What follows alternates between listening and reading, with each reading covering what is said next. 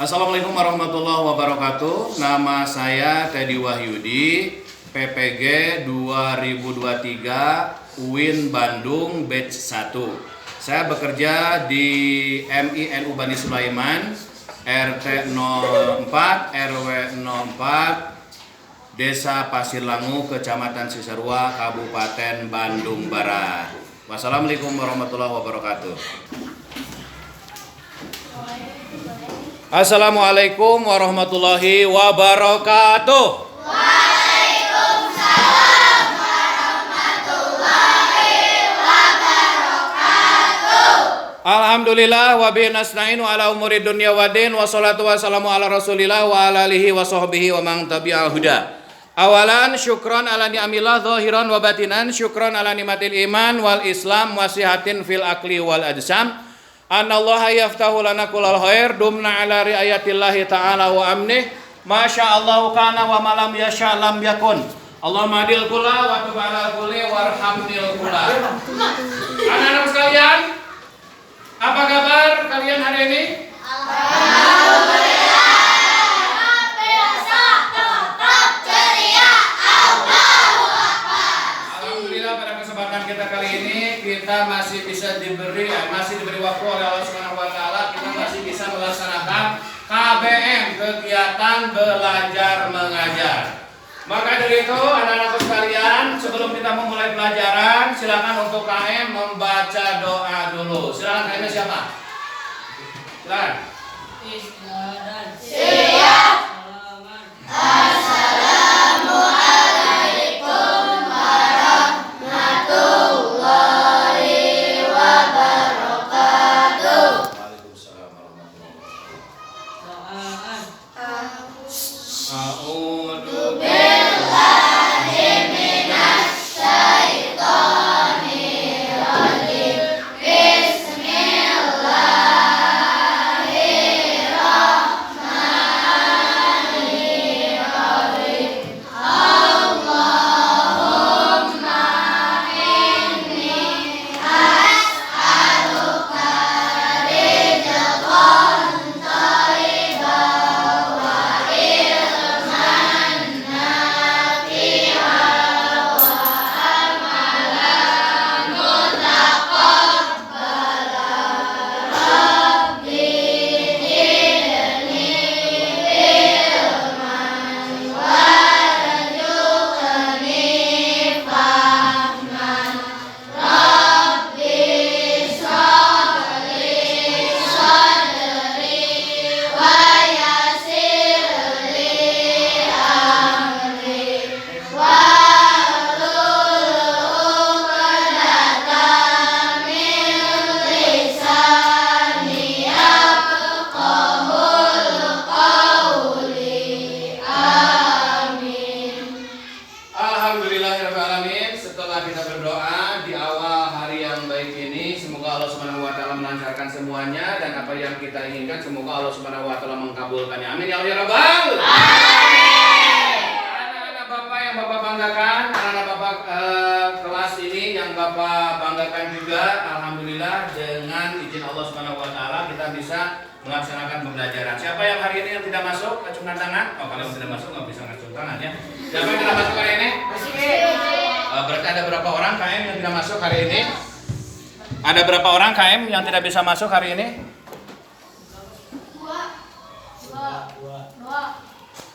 Dua orang ya? Ya.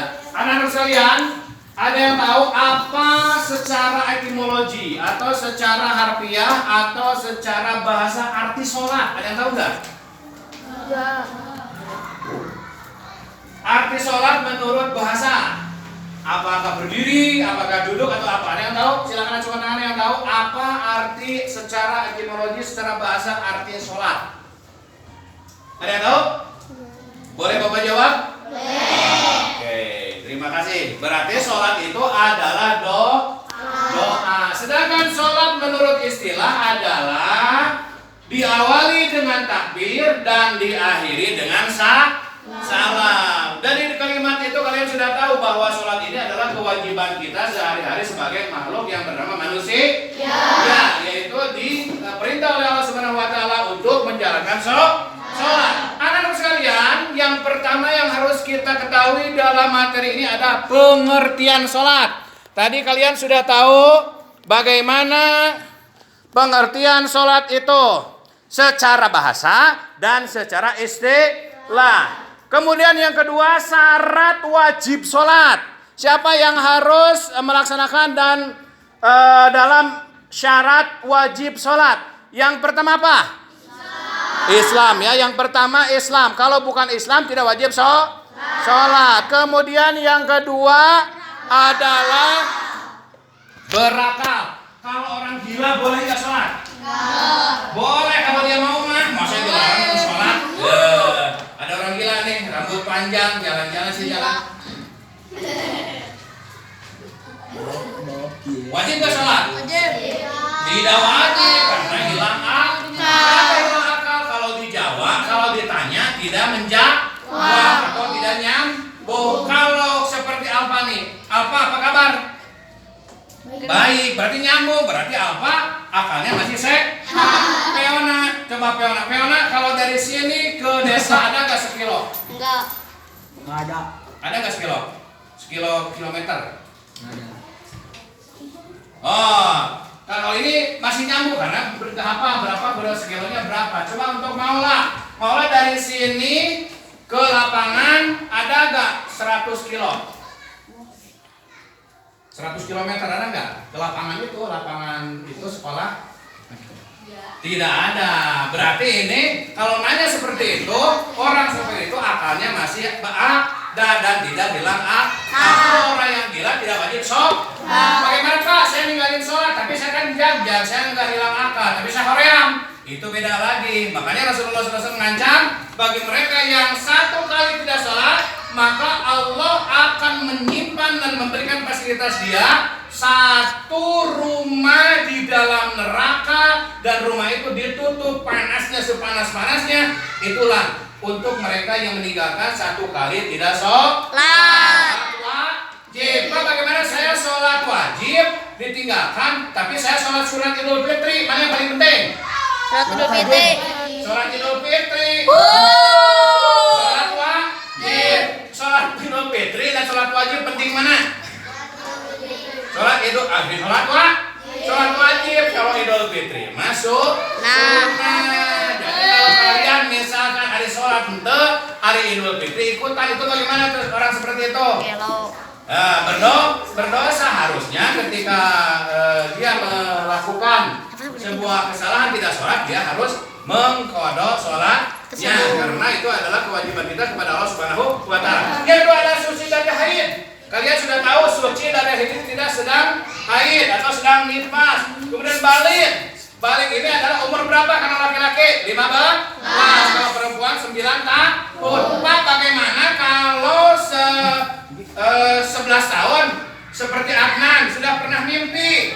Berarti Adnan sudah termasuk balik. Peo umurnya baru 8 tahun tapi sudah pernah mimpi atau sudah haid, berarti Peo sudah balik, dan itu wajib sholat. Kemudian selanjutnya ada sampai dakwah Islam. Ini sudah ada perintah, yaitu kita tahu dari mana? Dari Pak Ustadz, dari pengajian dan sebagainya. Yang terakhir dari syarat wajib sholat adalah jaga atau mukim, orang yang berada di lingkungan sendiri, tidak sedang bepergian.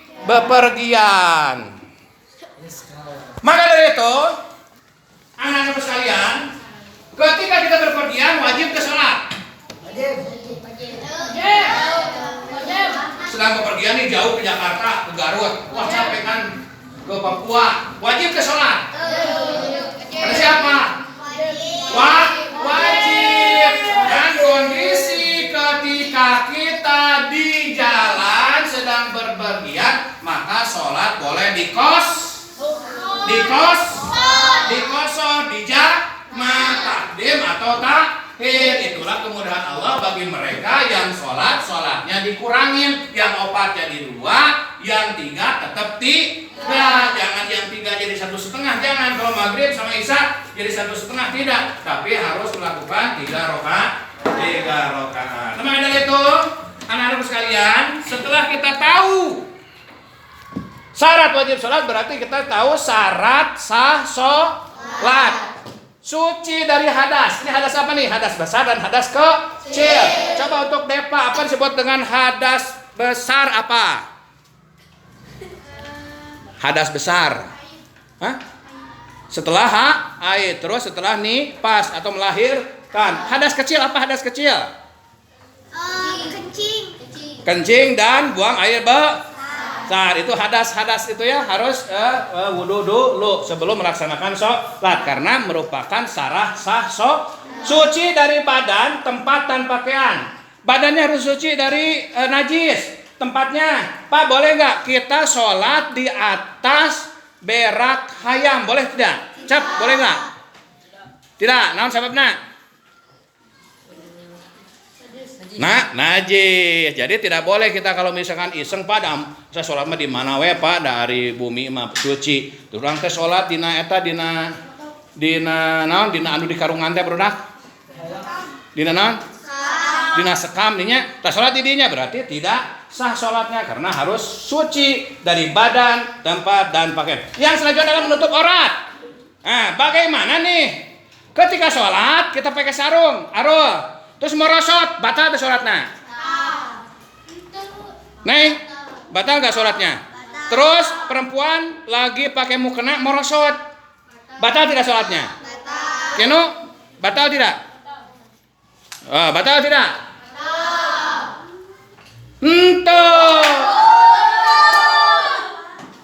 Selagi ketika merosot, kalau tidak memakai celana panjang, cepat-cepatlah merosotnya itu harus dikembalikan ke tempat semula. Ulah jiga arul pas merosot antap sina masyarakat sina ningali. Ulah seperti itu harus cepat-cepat dipakai lagi.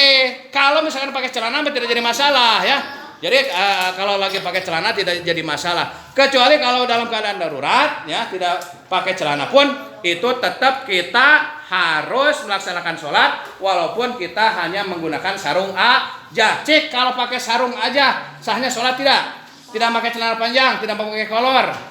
Sah ya. Seperti orang yang umroh. Orang yang umroh cuma 2 kain kan, atas dan bawah. Kalau misalnya kita pakai sarung aja, sah tidak sholatnya? Sah betul? Nah itulah ketentuan ya yang harus dilakukan ketika kita melaksanakan sholat. Kemudian sudah masuk sholat, boleh tidak? Sah tidak? Kalau misalkan ketika kita sholat duhur, jam 11 Pak, enggak ya, abi duhur mah bade angkat cek, sah tidak sholatnya? Sholat asar jam 2:30, sholatnya sah tidak? Sholatnya sah tidak? Sholatnya sah tidak? Kalau sholat maghrib 4:30, sholatnya sah tidak? Karena belum masuk waktu. Kemudian menghadap kiblat. Pak boleh nggak kita kalau lagi sholat ada lini, otomatis gerakan kita kan begitu. Terus setelah itu jadi ke kiri. Nah itu pauron itu seketika harus merubah posisi jarun. Jadi harus ketika sholat harus menghadap kiblat. Kalau tidak menghadap kiblat berarti tidak sah sholatnya. Bagaimana Rasulullah mengajarkan kepada kita ketika di dalam kendaraan Rasulullah takbir Allahu Akbar. Terus lagi Rasulullah lagi naik ontak. Lagi naik ontak. Si ontak mah berangkatkan itu malikin si ontak teh. Sholatnya sah enggak? Sah, karena Rasulullah ketika menunggang di atas punduk onta sedang melaksanakan sholat sunat, tapi takbirnya tetap harus menghadap kiblat. Begitupun ketika kalian berada di kereta api, di pesawat dan lain sebagainya. Itu pembahasannya akan diberitahu ke kalian untuk pelajaran dan materi selanjutnya. Untuk selanjutnya adalah waktu-waktu sholat ya, yang poin kelima. Yang pertama perintah sholat, kemudian syarat wajib sholat, dan juga waktu-waktu sholat. Waktu-waktu sholat ini ada dalam kitab fikih. Di dalam kitab fikih diterangkan waktu sholat subuh ketika posisi matahari. Ketika sholat duhur, asar, maghrib kita itu sudah sangat tertera dan rinci. Kita sekarang di zaman modern ini sudah sangat gampang sekali untuk mengatur waktu sholat. HP kita ngasih tahu kita waktu sholat. Ada jam dinding dan lain sebagainya. Itu sudah sangat mudah kita untuk menentukan waktu sholat. Kalau zaman dulu menentukan waktu sholat itu sangat susah. Selanjutnya poin yang terakhir anak-anak sekalian adalah rukun sholat. Boleh kalian baca bersama-sama. Yang pertama adalah apa? Niat. Yang kedua adalah apa? Yang kedua apa? Ayeuna Bapak Bapak ya lagi sakit lutut, boleh gak sholat sambil duduk? Boleh, karena keadaan darurat. Kemudian selanjutnya takbiratul ihram. Takbiratul ihram yang baik Adnan, so perhatikan. Ulah luhur teuing saat Allahu Akbar. Ulah. Atau handap teuing Allahu Akbar. Ulah. Atau Allahu Akbar. Bapak lamun buntung. Ada buntung membelanya kan darurat. Jadi takbiratul ihram yang baik adalah mengangkat tangan diluruskan dengan telinga atau dengan bahu. Terus kalau untuk perempuan dirapatkan, laki-laki di seperti ini. Ya itu tidak, sebenarnya pada dasarnya laki-laki dan perempuan tidak terlalu banyak perbedaannya. Setelah takbiratul ihram adalah baca Fatihah. Kalau sedang makmum baca Fatihah tidak beres, sah tidak salatnya? Sedang makmum, imam sah, walaupun kita ketika ruku masih ada waktu untuk tunamina, tetap kita dapat satu ganjaran membaca Fatihah. Kemudian i'tidal bangun dari ruku. Lihat Chef. Ini kan ruku, i'tidal Allahu Akbar. Sami Allahu liman hamidah. Tangan posisi kalian, anak-anak sekalian, setiap kita ulah dikit-kit. Sami Allahu liman hamidah. Wah, ya harus set, takbir, set. Ya,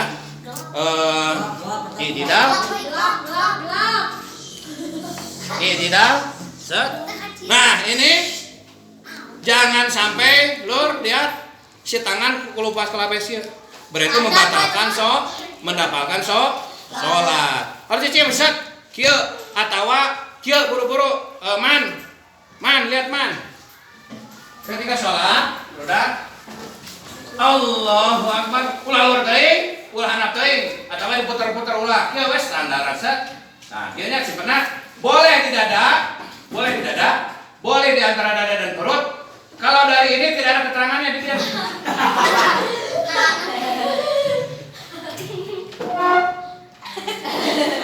Tidak ada itu keterangannya bahwa ketika tidak seperti itu ya. Harus benar kelihatan sigap ketika sholat. Kemudian sujud, berat. Ketika kalian sujud ya. Sujud posisi, mohon maaf, Bapak bisa di sini sebentar? Ulah, dia. Tidak boleh gini, tidak boleh. Oke, tidak boleh seperti burung mematuk. Atau seperti unta, itu yang dilarang oleh Nabi Muhammad SAW ketika kita sholat. Seperti gogok, ya kita. Iya nanti bulannya. Iya. Seperti burung mematuk, kan santai. Dan onta, seperti onta makia, Pak lihat. Ketika kita bangun dari sujud, ada ketukang lah. Nah, itu adalah posisi sholat yang dilarang oleh Nabi Muhammad Shallallahu Alaihi Wasallam. Yang dilarang oleh Nabi Muhammad Shallallahu Alaihi Wasallam. Gerakan yang tadi yang pertama adalah gerakan burung mematuk. Gancang teuing, parman ayeuna kan parman oge. Aktivis masjidnya, aktivis pengawasan, tapi sholatnya juga manuk, mau diterima gitunya. Terus jika gogok kieu tadepa. Ieu diantelkeun kieu ngajogok gitunya. Terus seperti onta mah bujur heula man, digitukeun heula kaluhur deng gitu heula. Itu adalah yang dilarang oleh Nabi Muhammad Shallallahu Alaihi Wasallam. Selanjutnya yang duduk antara dua sujud ya, duduk antara dua sujud. Iftiros, ini mohon maaf, ininya harus lipat ya, tidak boleh seperti ini. Nah, tidak boleh seperti ini. Kemudian sholawat kepada Nabi. Allahumma sholli ala sayyidina Muhammad Ibrahimiyah ya. Allahumma sholli ala Muhammad wa ala sayyidina Muhammad kama sholaita ala Ibrahim. Kemudian membaca salam. Membaca salam wajib atau sunat?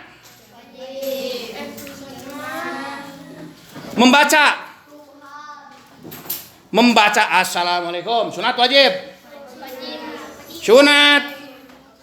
Yang wajib mah melirik ke kanan. Kieu we kalian teh. Jadi tidak sholatnya. Jadi kalau gini ya, kalah. Ketika salam assalamualaikum, meliriknya wajib tidak? Dibalik ya. meliriknya sunnah, kalau bacanya wajib. Mohon maaf anak-anak sekalian agak sedikit kesalahan. Jadi sekali lagi Dep, Cep, Kenu dan juga Alpa, yang lainnya ada Desi, ada Mola, ada Enai, Peo dan semuanya. Ada Resa, ada Sipa dan ada Hasna. Juga Teh Gina ya.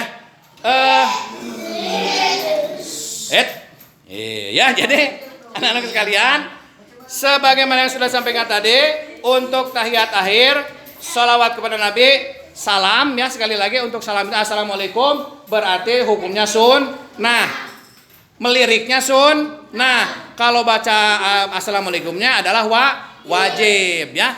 Maka dari itu sekali lagi yang terakhir dari bahasan kita tentang pengertian sholat hari ini adalah tertib. Jadi tertib teh kalau setelah berdiri baru ruku, setelah ruku i'tidal, kemudian sujud, atad awal, atad akhir dan assalamualaikum yang diawali dengan baca Fatihah, diawali dengan takbir dan diakhiri dengan salam. Demikianlah anak-anakku sekalian, apa